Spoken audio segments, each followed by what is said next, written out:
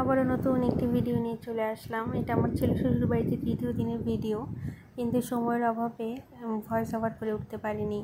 তো এই তো সকালে উঠে ফ্রেশ হয়ে তারপর গরম গরম এক কাপ চা নিয়ে বসে গেলাম। সকালে দুধ চা না হলে আমার চলেই না। আর ওইদিকে আমার শাশুড়ি আর আমার মশাই তারা বাড়ির হাঁস কাটছিল। তো এরপরে তো আমার শাশুড়ি রান্নাবান্না শুরু করে দিল। তো ভাবলাম মায়ের কাছে গিয়ে একটু দেখা করে আসি। মায়ের কাছে গেলাম, জিজ্ঞাসা করছিলাম মা কী রান্না করছো। তো মা বলছিল যে কুমড়ো বড় বড় করে কেটে নিয়েছি, সেটা দিয়ে করব কুমড়ো আলু দিয়ে কাঁকড়ার মাখা মাখা ঝোল।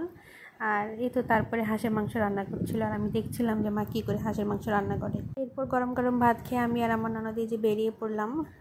আমার ননদের একটু দাঁতের সমস্যা ছিল, তো সেটা ঠিক করার জন্য আমরা একজন ডেন্টিস্টের কাছে যাচ্ছিলাম বাগেরহাট সদরে।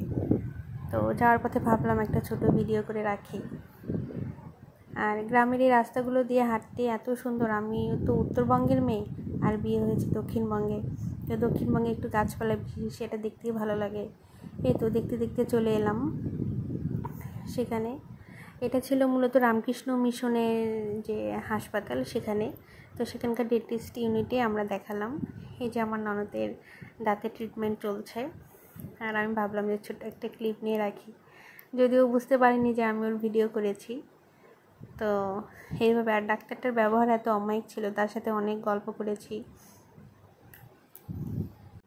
সেখানেও দাঁতের যেসব কাজ চলছিল সেটা শেষ হতে হতে মোটামুটি 10-15 মিনিটের মতো লেগে গিয়েছিল। আর এই 10-15 মিনিট ধরেই আমি ডাক্তারের সাথে মোটামুটি গল্প করেছি ভালোই। সে অনেক মিশুক প্রকৃতির ছিল আর কি।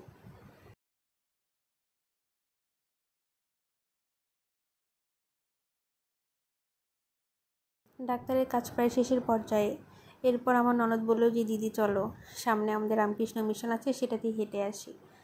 তো যেহেতু কোনো দিন বাগেরহাট সদরে ওভাবে আসা হয়নি, কোনো কিছু ঘোরা হয়নি, বিয়ের পরেই প্রথম বাগেরহাট সদরে আসা। তারপর দুজন মিলে চলে গেলাম সেই রামকৃষ্ণ মিশনে। তো মিশনে ঢুকে আসলে মনটা এত ভালো হয়ে গেল। পরিবেশটা এত সুন্দর, বড় বড় গাছপালা, সবুজ একটা প্রকৃতি, আর এই যে রাস্তাটা এত সুন্দর। এখানে দাঁড়িয়ে আমি কয়েকটা ছবিও তুলেছি, খুব ভালো লাগছিল। আকাশটা একদম রৌদ্রোজ্জ্বল ছিল, আর এভাবে দুদিকে বড় বড় নারকেলের গাছ। দক্ষিণবঙ্গে অবশ্য নারকেলের গাছটাই বেশি, নারকেল এবং সুপারি এই গাছ দুটো বেশি। তো এই তো তারপর আস্তে আস্তে করে এগোচ্ছি। ভাবলাম সব কিছু স্মৃতি হিসেবে রেখে দিই প্রথম বাগেরহাটে রামকৃষ্ণ মিশনে যাওয়া। তো আস্তে আস্তে যাচ্ছিলাম, অনেকে দেখছিলাম আশেপাশে বসে সবাই জব করছিল, অনেকে গল্প করছিল। আর পরিবেশটা এত সুন্দর, এত ঠান্ডা হয়েছিল। অনেক গরমের মধ্যেও পরিবেশটা অনেক ঠান্ডা ছিল, আর একদম নীরব ছিল সব কিছু। মানুষ ছিল কিন্তু তেমন কোনো কথাবার্তা ছিল না, হইচই যে একটা ভাব সেটা ছিল না। তো তারপরেই তো আশেপাশে দেখতে দেখতে চলে এলাম মন্দির, একদম মন্দিরের কাছাকাছি। মন্দিরের কাছে এসে ভাবলাম যে মন্দিরের যে ফলকটা সেটার একটা ভিডিও করে রাখি। তো এই তো তারপরে মন্দিরের এটা করলাম। এটার প্রতিষ্ঠা হয়েছিল 1926 সালে। তো তারপর আমার ননদ বললো যে দিদি চলো ভিতরে ঢুকে দেখি। এরপর আস্তে আস্তে করে ভিতরে ঢুকলাম। তো ঢুকে আরও ভালো লাগলো। চারপাশে দেয়ালগুলোতে বিভিন্ন রকমের ছবি লাগানো, বিভিন্ন স্বামীজির ছবি, এছাড়াও অনেক গুরুদের ছবি ছিল। আর এই তো সামনের দিকে মন্দিরটা ছিল।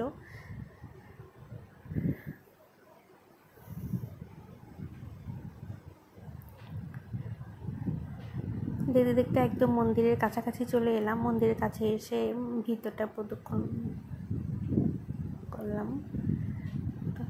এই তো এটা হলো ভিতরের চিত্রটা, দেখে খুবই ভালো লাগলো। এরপরে প্রণাম করে চলে এলাম।